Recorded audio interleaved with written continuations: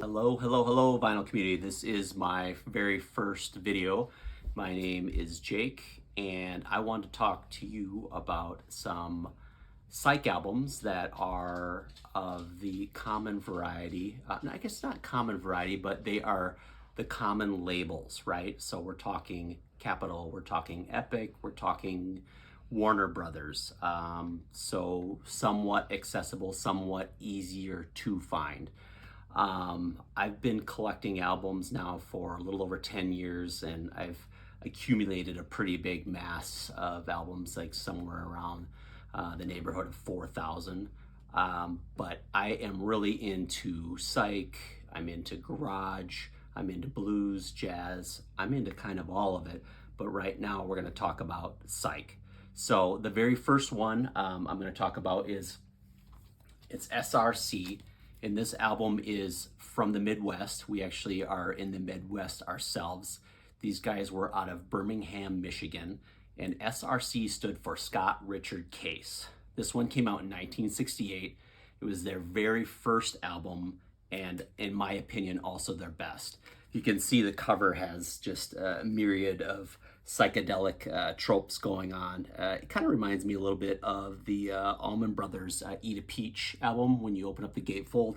A lot of the similar artwork. And really interestingly enough, this cover was designed by Ron Ashcroft from the Stooges, who was also out of Michigan. But yeah, if you look at the titles back here, we've got Black Sheep, which is the first album or the first song that starts off, and it's just a scorcher, and it goes through the whole rest of the album is amazing too. It's not a disappointment whatsoever, and I think if you are interested in psych rock and you're interested in SRC, the first album is the way to go. I would get the second and third one if you come across them, but this one is the all killer no filler album. Second one I'm going to talk about is a big one. This is Gandalf. This is definitely a grail for many people. This is extremely hard to come by on the Capitol label. This one was from 1968 as well. And there's a lot of mystery behind this album. The sales were real poor, and they had a lot of issues getting off the ground running, and that's one of the reasons why it is a grail, is that it's really hard to find, but it's amazing. It's what I would consider more of a Baroque psych, and almost all the songs are covers, but they're done in their own way. They have their own flavor, their own sound, and it's really amazing. These guys were out of New York City. There's not a lot known about the band. They had the one album, failed miserably for Capitol, and that was kind of the end of the story, and one of the reasons why it's a grail. This one here is actually a Scranton pressing with the free promo punch and in the shrink, so this one's one of my prized possessions for sure. Next album we're going to talk about is called The Glass Family Electric Band.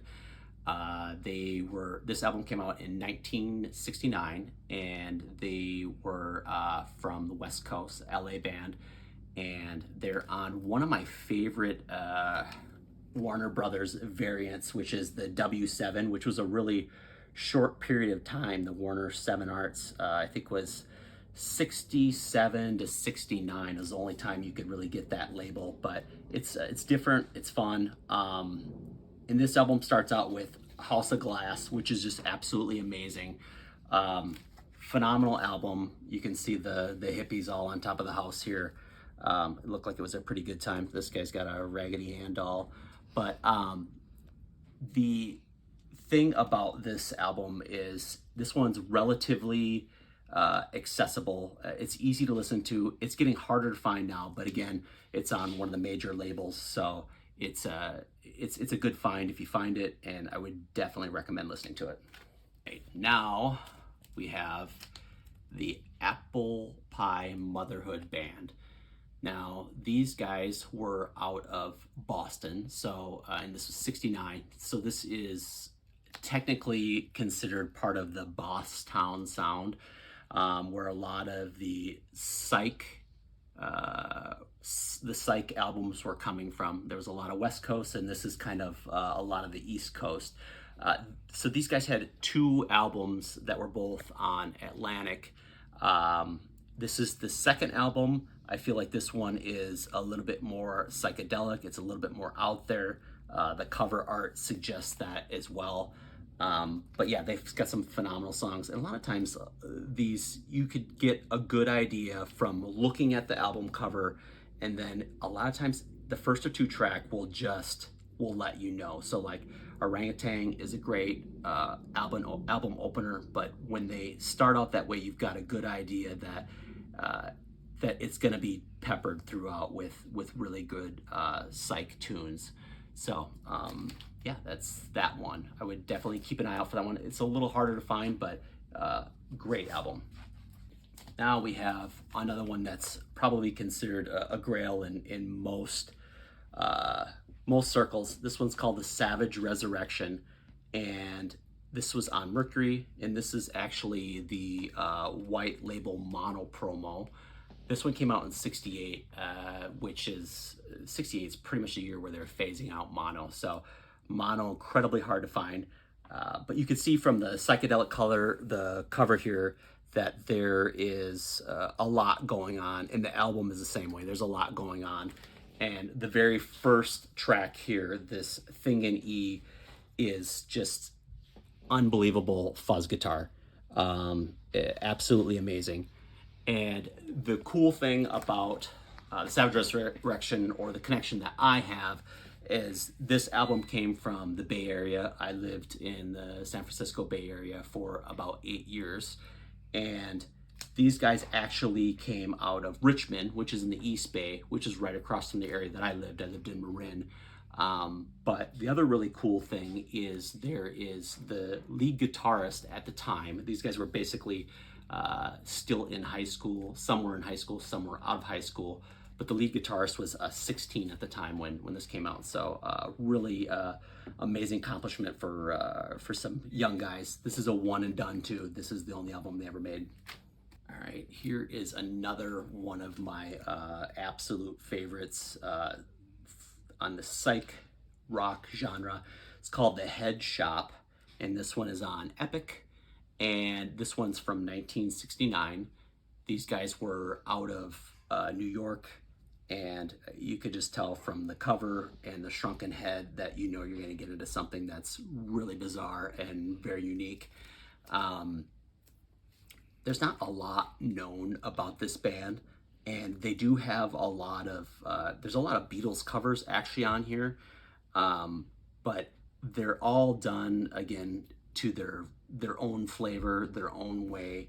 And this one is it's a really good wild ride with fuzz guitar, screaming, all kinds of sorts of things. It's probably not the kind of album you want to play when your parents are around, but it's definitely an amazing one to rock out to and jam out to. My kids actually even like this album. So this one is also one that I found, and I didn't really know a lot about it, but I did know a little bit about the guy. It's Zalman Janowski, and it's called Alive and Well in Argentina. And he was in the Lovin' Spoonfuls that were out of Canada, and he was let go from the Lovin' Spoonfuls. And then this, I believe this album was a lot of tunes that he may have had for Lovin' Spoonfuls, or that he had been working on when he left. This one is on the Buddha label, and this one's from 1968. This one has a lot of fun, quirky, strange songs. A lot of them are ones that he came up with. I think my favorite song on this one is Itty Bitty Pretty One, but he has such strange songs, and it is very psychedelic, very easy listen, but very fun. And this one's actually pretty reasonable. I think you can find this usually somewhere between $20 and $30. So that's it. All right, now on to Art Supernatural Fairy Tales on the Island label. This one's often considered a grail as well. This one is from, these guys are from the UK, and mono for 1967. I mean, they were still doing mono in the UK at 67, so not all that odd.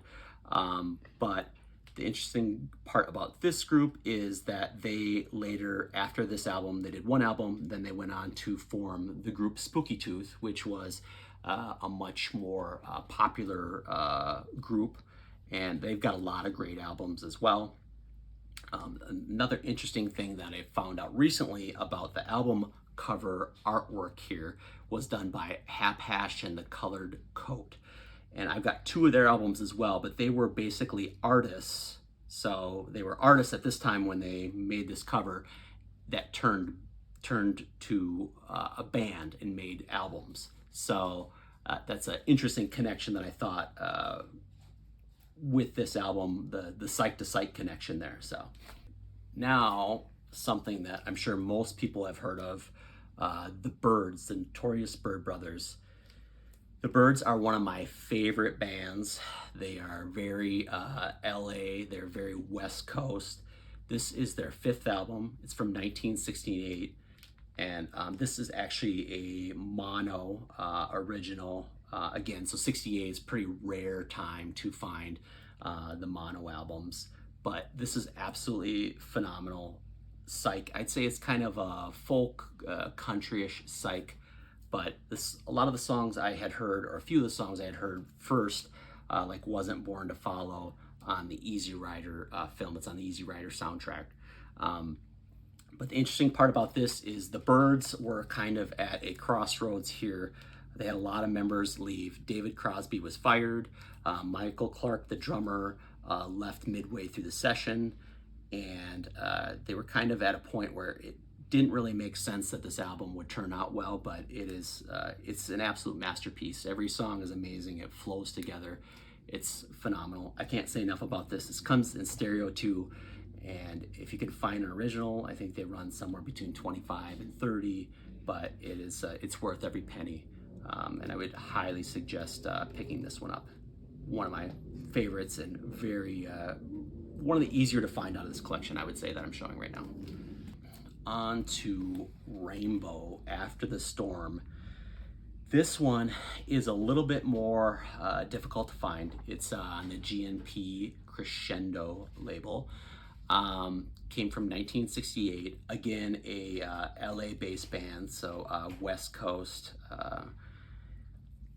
It looks flowery and poppy, but it's really not. It's much more fuzzy, guitar-driven, really out there, strange interludes back and forth. But you can see from the songs like Debbie's Party, the Ballad of Captain Bob, and the Good Ship, Venus. So I mean, there's some pretty quirky stuff going on here, but the musicianship is outstanding, and again, this one's a little bit harder to find for being a quasi-major label, but again, if you run across this, take a look at the conditions, just take a look at the price. It's definitely worth it. All right, just got two more to go here. So this is the Tea Company, and this is called Come and Have Some Tea with the Tea Company. And these guys were also out of the New York area, and this is on the Smash Records, which was owned by Mercury. And this is a really good album. There's quite a few covers on this one as well, and then there's some hidden references. Okay, so the Tea Company, that was euphemism. Tea, Come Have Tea was Let's Smoke Pot, right? So, and that's kind of where they were coming at with this. And you could tell from the songs, you could tell from what's going on.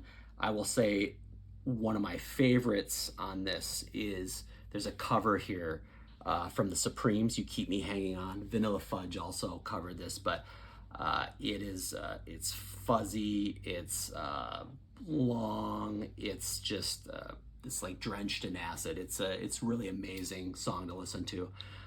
This one again is I think it's a little bit on the easier side to find. Probably not as easy as the Byrds, but it does show up from time to time, and it's usually pretty reasonably priced. So this is this is one that I think is a sleeper, and you should definitely check out if you have the opportunity.